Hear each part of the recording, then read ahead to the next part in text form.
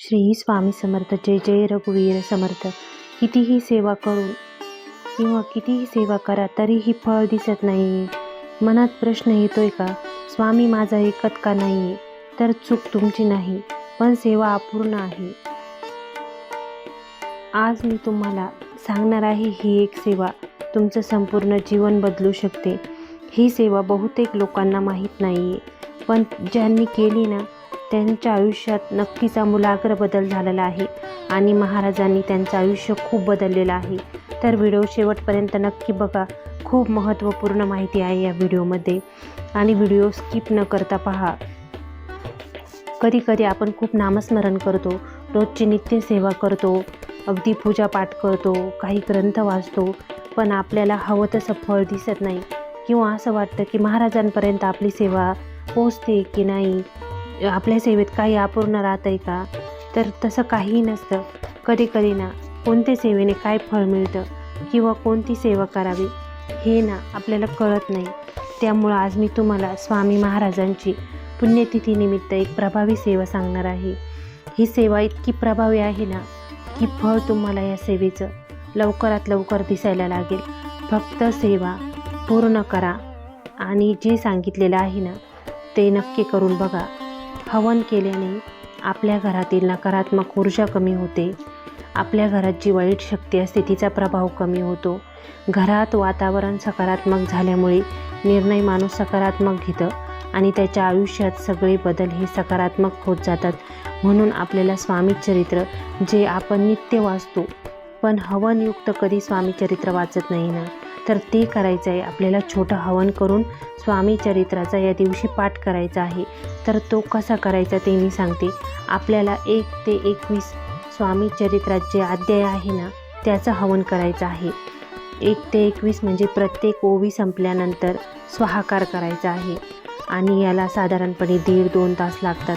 आता ज्यांना ही सेवा खूप वाटते की प्रत्येक ओवीला हवन कसं करून करायचं किंवा जास्त वेळ लागतोय, त्यांनी पूर्ण स्वामी चरित्राचा पाठ करून नंतर 108 वेळा म्हणजे 1 माळ स्वामींची घेऊन त्याचाही स्वाहाकार केला तरीही चालतो. तुम्हाला जसं जमेल तसं करा, पण हवन या दिवशी नक्की करा आणि स्वाहाकार नक्की करा. स्वामींना ही सेवा खूप आवडते. तर तुम्हाला काय करायचं आहे की स्वामी चरित्र हे पाठ करायचं आहे आणि एक छोटंसं हवनकुंड घ्यायचं आहे. जर हवनकुंड नसेल तर आपली जी तांब्याची प्लेट असते त्या प्लेटमध्येही तुम्ही हवन करू शकता. याच्यासाठी तुम्हाला तांब्याचंच भांडं लागणार आहे. मातीचं किंवा स्टीलचं इतर भांडे हवनासाठी वापरायचे नाही आहे. हवनासाठी तुम्हाला सामुग्री काय लागणार आहे तर आंबा, पिंपळ, वड, कडुनिंब आणि तुळस, किंवा जर नसेल ही तर यात तुम्ही बेलाचं ह्या 5 वनस्पत्या टाकू शकता. त्यांचे छोटे छोटे तुम्हाला लाकूड घ्यायचं आहे. जर बेल नसेल काहींच्या इथं तर त्याऐवजी तुम्ही पांढऱ्या रुईचंही घेऊ शकता. हे सगळे देव झाडं आहेत, म्हणजे ह्या ज्या वनस्पती आहेत ना ह्या देवाचा अंश आहे. या प्रत्येक वनस्पतीचे एक विशिष्ट महत्त्व आहे. म्हणून तुम्हाला ह्या सगळ्या वनस्पत्यांचे याच्यासाठी हविद्रव्य घ्यायचं आहे आणि याच्या होमासाठी तुम्हाला गावरान तूप घ्यायचं आहे स्वाहाकार करण्यासाठी. आणि हा होम तुम्हाला भीमसेनी कापराने प्रज्वलित करायचा आहे. ज्यावेळेस तुम्ही पाठाला सुरुवात करशाल त्यावेळेस तुम्हाला स्वाहाकार करण्यासाठी होम प्रज्वलित करायचा आहे. होम प्रज्वलित करताना तो कोणत्याही प्लॅस्टिक किंवा इतर साधनाने तुम्हाला केरोसिन वगैरे टाकून तो होम तुम्हाला प्रज्वलित करायचा नाही. आपल्या घरात देवघरात जो दिवा लावलेला असतो त्यावर तुम्हाला भीमसेनी कापूर हा प्रज्वलित करायचा आहे आणि नंतर तो होमात टाकून तुम्हाला थोडं गावरान तूप टाकून होम प्रज्वलित करायचा आहे. नेहमी लक्षात ठेवा, होमाला तुम्ही प्लॅस्टिक वगैरे वापरायचं नाही आहे. होम तुम्हाला कापरानेच पेटवायचा आहे, त्यात गावरान तूप टाकून, आणि नंतर तुम्ही स्वाहाकार करायला सुरुवात करायची आहे. तुम्ही स्वामी चरित्र वाचायला बसल्यानंतर तुम्हाला आधी स्वामी स्तवन म्हणायचं आहे. स्वामी स्तवन म्हणल्यानंतर तुम्ही 1 माळ स्वामींची जप घ्या. नसेल जमत तर 11 वेळा तरी कमीत कमी स्वामींचा मंत्र म्हणा आणि नंतर स्वाहाकार करायला सुरुवात करा. एक ओवी संपल्यानंतर श्री स्वामी समर्थ म्हणून स्वाहा म्हणून स्वाहाकार आपल्याला त्या कुंडात करायचा आहे, हवन कुंडात. आणि पूर्ण स्वामी चरित्र होईपर्यंत तुम्हाला स्वाहाकार प्रत्येक ओळीला करायचा आहे. आता ज्यांना हे जमणार नसेल त्यांनी पूर्ण स्वामीचरित्र पाठ करायचं आहे आणि नंतर तुम्हाला हवन पूर्ण चालू करून आणि त्यामध्ये तुम्हाला प्रत्येक ओवीला जमणार नसेल तर फक्त एक माळ स्वामींची घ्या. एक माळ स्वामींची घेताना तुम्ही हवन करायचं आहे. ओम श्री स्वामी समर्थाय नमः स्वाहा असं म्हणून तुम्हाला हवनकुंडात तूप टाकायचं आहे. आता स्वाहा आणि आपलं हवनात टाकणारं जे तूप आहे ते एकाच वेळेला गेलं पाहिजे. म्हणजे स्वाहाकार करताना तुम्ही जो स्वाहाकार कोणत्याही वस्तूचा कशाचाही करत असेल तर स्वाहाकार म्हणजे आपण आपल्या देवतेला अन्न देत असतो स्वाहाकाराद्वारे. स्वाहा म्हणताना त्या देवाला आपण अन्न घालीत असतो. त्यामुळे आपण घालणारं हरिद्रव्य त्या होमामध्ये आणि आपण करणारा स्वाहाकार हा एकाच वेळेत झाला पाहिजे हे लक्षात ठेवायचं.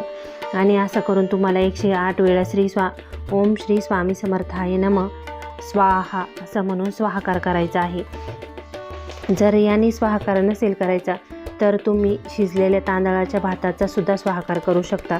तुम्हाला अळणी भात करायचा आहे आणि ह्या अळणी भाताचाही तुम्ही स्वाहाकार करू शकता किंवा स्वामींना प्रिय असलेल्या बुंदीचा लाडू म्हणजे बेसनाचा लाडू याचाही तुम्ही स्वाहाकार करू शकता या दिवशी. पण ही सेवा अत्यंत प्रभावी आहे. ज्या वेळेला आपण होम करतो आपल्या घरामध्ये त्यावेळेला आपल्या त्या होमामध्ये कितीतरी आपल्या घरातल्या निगेटिव्ह एनर्जी आणि आपल्या मागं असलेली बाधा ही त्या होमामध्ये जळत असते, नष्ट होत असते. त्यामुळे एक छोटासा होम आपण या दिवशी नक्की करा. आता स्वामी चरित्र वाचत असताना होम ज्यांना करणं शक्य नाही आहे ना त्यांनी पूर्ण स्वामी चरित्र वाचल्यानंतर 108 वेळा स्वामींचं जप करूनही होम केला तर चालतो. ह्या सेवेमध्ये इतकं फळ आहे ना, इतकी शक्ती आहे की तुमचं 100% अडलेलं काम आणि तुम्हाला तुमच्या कामामध्ये नक्की या सेवेने मार्ग सापडतो.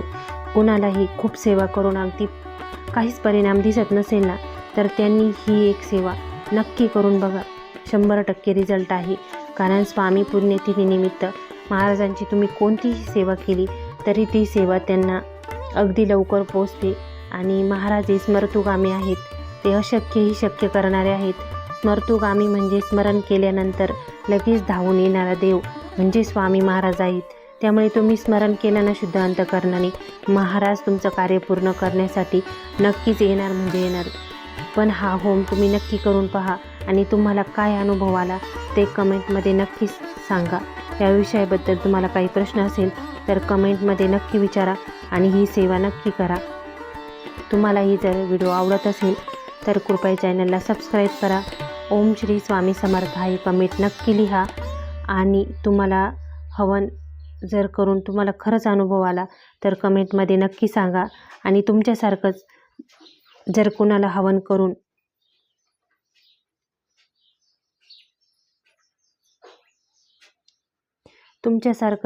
जर इतरांना या सेवेची गरज असेल तर त्यांनाही हा व्हिडिओ नक्की शेअर करा. आणि स्वामी तुमच्या जीवनातली सर्व संकटे दूर करोत हीच महाराजांचरणी प्रार्थना.